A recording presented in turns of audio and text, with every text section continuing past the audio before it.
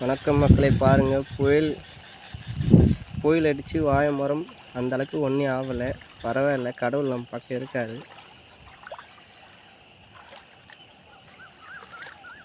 இது மட்டும் சாஞ்சிருந்ததுன்னா என் வாழ்க்கையே போட்டிருக்கோம். இதை நம்பி தான் நான் நிறைய இன்வெஸ்ட் பண்ணி வச்சுருக்கேன். ரொம்ப நிறைய கடன் இருக்குது. 5 வருஷமாக நான் பயிர் வச்சு எதுவுமே கைக்கு வரல. மொத்தமே போயிடுச்சு. கத்திரிக்காய் செடி, பூச்செடி எல்லாமே, கரும்பு எல்லாம் வச்சு நஷ்டமாக தான் வச்சு. எனக்கு ஒரு 6 லட்ச ரூபா கடை இருக்குது. இதை தான் நம்பி இருக்கோம் நாங்கள்.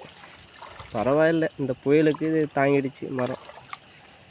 ஆனால் இன்னும் கரையை கடக்கலை. பாருங்கள் விவசாய நிலைமை எப்படி இருக்குன்னு. எப்பவுமே வாய்வ சாவம் தான் விவசாய பொழைப்பு. இதெல்லாம் மக்களுக்கு தெரியிட்டு தான் நாங்கள் வீடியோ எடுத்து போடுறோம்.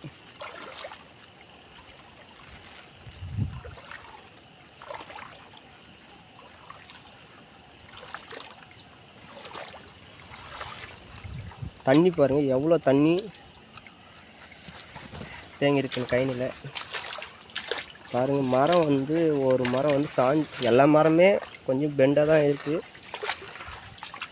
பாருங்கள் எந்த அளவுக்கு கொஞ்சம் பெண்டாக சாஞ்சிருக்கு பாருங்கள். ஏதோ கடவுள் புண்ணியத்தில் ஒரு அழகு தப்பிச்சிருக்கு. பார்ப்போம்.